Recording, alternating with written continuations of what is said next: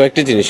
এটা হলো একটা, আসলে প্রথম কথা হলো এটা একটা স্বস্তির খবর যে উনি অনেকগুলো অপরাধের সাথে জড়িত আছেন মর্মে ওনার ট্রায়াল চলছে, তদন্ত চলছে। এইরকম একজন ফিউজিটিভ আসামি যিনি পলাতক অবস্থায় দুবাইয়ে ইন্টারপোলের মাধ্যমে ইতিমধ্যেই ওনার এগেনস্টে রেড নোটিশ জারি ছিল, সেটার পরিপ্রেক্ষিতে ওনাকে দুবাইয়ে আটক করা হয়েছে বলে আমরা জানতে পেরেছি।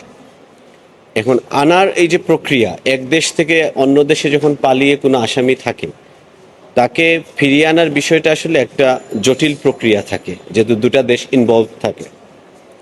বেনজির আহমেদের ক্ষেত্রে আমরা এক্স্যাক্টলি জানি না উনি যখন অন্য অন্য দেশের নাগরিকত্ব নিয়েছেন, আপনারা যেটা বললেন বাংলাদেশের নাগরিকত্বটা এখনও ওনার বহাল আছে কিনা, নাকি উনি ত্যাগ করেছেন। যদি উনি বাংলাদেশের নাগরিক হিসেবে বহাল থাকেন তাহলে বাংলাদেশে ওনাকে ফিরিয়ে আনার প্রক্রিয়াটা একটু সহজ হবে অন্য অন্য প্রক্রিয়ার থেকে। সেই ক্ষেত্রে আমরা যতটুকু জানি দুবাইয়ের সাথে কিংবা আরব আমিরাতের সাথে বাংলাদেশের কোনো বন্দি বিনিময় চুক্তি, যেটাকে আমরা এক্সট্রাডিশন চুক্তি বলি, সেটা নাই। কিন্তু সেই চুক্তি না থাকলেও সভ্য বিশ্বে যারা আইনের শাসনে বিশ্বাস করে, এক দেশের কোনো পলাতক আসামি যখন অন্য দেশে পালিয়ে থাকেন তখন সংশ্লিষ্ট দেশ যখন তাকে ফিরিয়ে দেওয়ার জন্য অনুরোধ করে, তাকে ট্রায়াল ফেস করার জন্য, তখন ওই দেশ এটাকে বিবেচনা করে। তো আমরাও আশা করছি এই প্রক্রিয়াটা যখন আমাদের পররাষ্ট্র মন্ত্রণালয়ের মাধ্যমে সংযুক্ত আরব আমিরাতের সরকারের কাছে এই আহ্বানটা অফিসিয়ালি জানানো হবে, তারা সেটাকে বিবেচনা করবে, তাদের কিছু প্রক্রিয়া থাকবে, সেই প্রক্রিয়া সম্পন্ন করে ফেরত দেবে।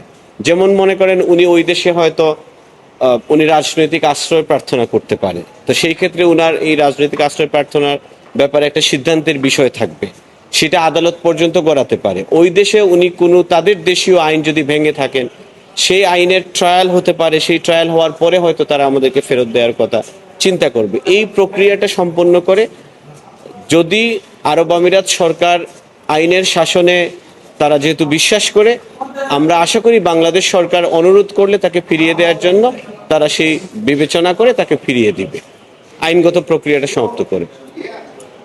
বাধা আছে কিনা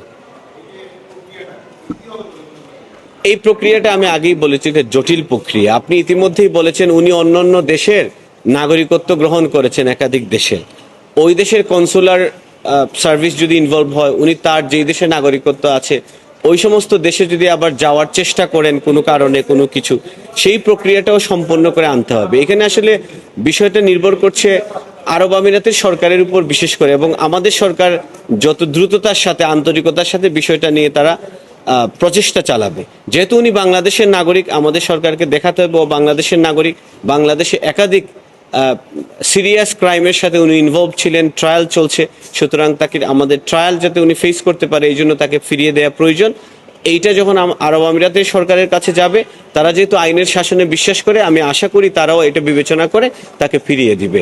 যদিও আমাদের মিউচুয়াল এগ্রিমেন্ট নাই, বন্দি বিনিময় চুক্তি নাই, সেটা না থাকাটা কোনো বাধা হবে বলে আমি মনে করি না। ধন্যবাদ। আমরা একটা জায়গায় নিউজ আমরা দেখলাম যে ওই দেশে আদালত এইটাকে আমরা যেটাকে অপরাধ হিসেবে গণ্য করছি, ওই দেশে আদালত এটাকে অপরাধ হিসেবে গণ্য করতে হবে, মানে যেই কারণে রেড নোটিশ দেওয়া হয়েছে। ওনার বিরুদ্ধে ইতিমধ্যে আমরা দেখেছি খুন, গুম সহ অসংখ্য অপরাধ আছে, আর্থিক অপরাধ আছে। যে কোনো বিশ্বের সভ্য দেশে এইগুলাকে অপরাধ হিসেবে গণ্য করে। আরব আমিরাত আধুনিক সভ্য বিশ্বের বাইরের কেউ না, সুতরাং খুন, গুম, হত্যা এইসব মামলায় ওনার বিরুদ্ধে বাংলাদেশে যে ট্রায়াল চলছে, এইগুলাকে তাদের দেশেও অপরাধমূলক কাজ হিসেবে গণ্য করে অবশ্যই তারা ফেরত দিবে বলে আমরা আশাবাদ ব্যক্ত করছি।